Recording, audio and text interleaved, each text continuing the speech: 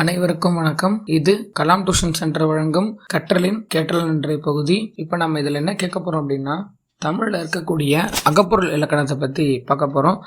தமிழ் பொறுத்த வரைக்கும் இலக்கணத்தை 2 பெரும் பகுதியாக பிரிக்கலாம். ஒன்று புறப்பொருள், இன்னொன்று அகப்பொருள். அதில் இருக்கக்கூடிய புறப்பொருள்னா என்ன, அகப்பொருள்னா என்னன்றதை பற்றி இப்போ பார்க்கலாம். முதல்ல புறப்பொருள், அதாவது தலைவன் தலைவியை தவிர மற்றவை, அதாவது வெளியில் நடக்கிற விஷயங்களை தான் நம்ம புறப்பொருள் இலக்கணம் அப்படின்னு சொல்லுவோம். ஒருத்தவங்க எப்படி வாழணும், என்னென்ன வகையெல்லாம் கடைப்பிடிக்கணும் அப்படின்ற மாதிரி விஷயங்கள். அடுத்தது பார்த்திங்கன்னா அகப்பொருள் இலக்கணம். அகப்பொருள் இலக்கணம்னா தலைவன் தலைவிக்கு நடுவில் இருக்கக்கூடிய காதல்கள், ஊடல்கள், அதன் மாதிரியான சம்பவங்களை தான் நம்ம அகப்பொருள் அப்படின்னு சொல்லி சொல்கிறோம். ஸோ இதில் 5 வகையான நிலங்களை பற்றி நாம் முதல்ல படிப்போம். 5 வகையான நிலங்கள் உங்களுக்கு நிறைய தடவை தெரிஞ்சிருக்கும், நீங்கள் கேள்விப்பட்டிருப்பீங்க. குறிஞ்சி, முல்லை, மருதம், நெய்தல் மற்றும் பாலை. குறிஞ்சி அப்படின்றது மலையும் மலை சார்ந்த இடமும். முல்லை அப்படின்றது காடும் காடு சார்ந்த இடமும். மருதம் வயலும் வயல் சார்ந்த இடமும். நெய்தல் கடலும் கடல் சார்ந்த இடமும். அடுத்ததாக பாலை. பாலைக்கு 2 விதமான விளக்கங்கள். ஒன்று சுரமும் சுரம் சார்ந்த இடமும், அல்லது மணலும் மணல் சார்ந்த இடமும். இந்த இடத்துல சுரம் அப்படின்னா வெப்பம் அப்படின்னு பொருள் கொள்ளணும். வெப்பம் அதிகமாக இருக்கிற இடமும் அதை சுற்றி இருக்கிற இடமும் பாலை நிலம் அப்படின்ற அழைக்கப்படுகிறது. தமிழகத்தில் பார்த்திங்கன்னா குறிஞ்சி நிலம், முல்லை நிலம், மருதம் நிலம், நெய்தல் நிலம், 4 வகையான நிலங்கள் இருக்குது. ஆனால் தமிழகத்தில் பாலை நிலம் அப்படின்னு ஒன்று கிடையாது. ஸோ அப்படி இருக்கும்போது தமிழர்கள் இந்த பாலை நிலத்துக்கு என்ன விளக்கம் கொடுக்குறாங்க அப்படின்னு சொல்லி பார்த்தீங்கன்னா, குறிஞ்சி நிலமும் முல்லை நிலமும் தன்னோட இயல்பிலிருந்து மாறினால் பாலை நிலம் உண்டாகும் அப்படின்னு சொல்கிறாங்க. இப்போ நம்ம நிலங்களை பற்றி பார்த்தாச்சு. அடுத்தது பெரும்பொழுதுகள் மற்றும் சிறுபொழுதுகள். காலத்தை 2 பிரிவுகளாக பிரிச்சிருக்காங்க. ஒன்று பெரும்பொழுது, மற்றொன்று சிறுபொழுது. அதில் பெரும்பொழுது அப்படின்றது ஒரு ஆண்டின் 6 கூறுகள், அதாவது ஒரு ஆண்டை 6 பிரிவாக பிரித்தா அது பேர் பெரும்பொழுது. எப்படி பிரிக்கிறாங்க அப்படின்றத பார்க்கலாம். இதை எளிமையாக ஞாபகம் வச்சுக்கிறதுக்கு ஒரு பேட்டர்ன் இருக்குது. நம்ம எல்லாருக்கும் தமிழ் மாதங்கள் தெரியும்.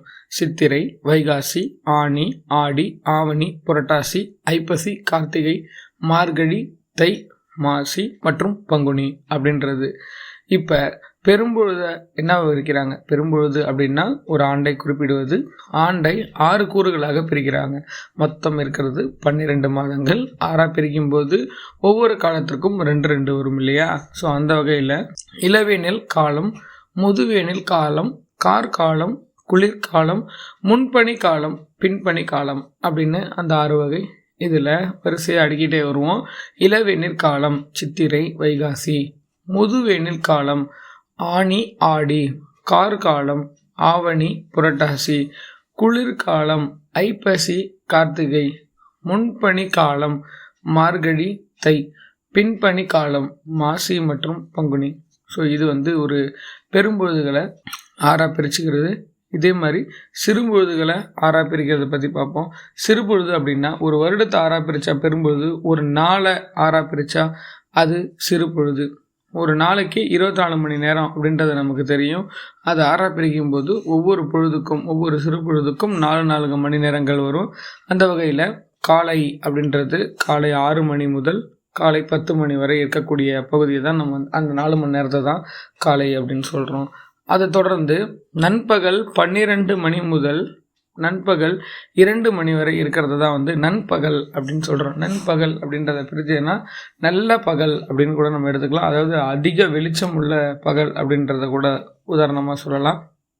அதுக்கு அடுத்தது ஏற்பாடு. பிற்பகல் 2 மணி முதல் 6 மணி வரை, பிற்பகல் 2 மணி முதல் 6 வரை இருக்கக்கூடிய நேரத்தை ஏற்பாடுன்னு சொல்கிறோம். இந்த ஏற்பாடை பிரித்து எழுதும்போது எல் கூட்டல் பாடு அப்படின்னு வரும். எல் அப்படின்னா சூரியன், பாடு அப்படின்னா மறையும் நேரம். அப்போ ஏற்பாடு அப்படின்றது சூரியன் மறையும் நேரத்தை குறிக்கக்கூடியது. பிற்பகல் 2 மணி முதல் 6 மணி வரை. அதுக்கு அடுத்தது மாலை. மாலை 6 மணி முதல் இரவு 10 மணி வரைக்கும் இருக்கக்கூடிய நேரத்தை தான் நம்ம மாலை அப்படின்னு சொல்கிறோம். அடுத்தது யாமம். இதை நம்ம சாமம் அப்படின்ட்டு கூட சொல்லுவோம். இரவு 10 மணி முதல் இரவு 2 மணி வரை. அதுக்கு அடுத்தது வைகறை. இரவு 2 மணி முதல் காலை 6 மணி வரை உள்ள பகுதி வைகறை அப்படின்னு சொல்லி சொல்கிறோம். சரி, ஒவ்வொரு நிலத்துக்கும் திணையும் பொழுதும் பார்ப்போம். ஸோ திணை அப்படின்றது வந்து நம்ம பார்த்தோம் இல்லையா, 5 வகை நிலங்களை தான் ஐந்திணை அப்படின்னு சொல்கிறோம். இதை வந்து தமிழில் அன்பின் ஐந்திணை அப்படின்னு சொல்லுவோம். ஸோ எப்படி அன்பின் ஐந்திணை அப்படின்னு சொல்கிறோம்னா, ஒரு தலைவன் தலைக்குள்ளே நடக்கக்கூடிய விஷயங்களை இந்த 5 வகை நிலங்களோட ஒப்பிட்டு நம்ம பொருள் புரிஞ்சுப்பாங்க. அதில் குறிஞ்சி நிலம் அதற்கான பெரும்பொழுது குளிர்காலமும் முன்கவனி காலமும், சிறுபொழுது யாமம். முல்லை நிலத்திற்கு பெரும்பொழுது கார்காலம், சிறுபொழுது மாலை.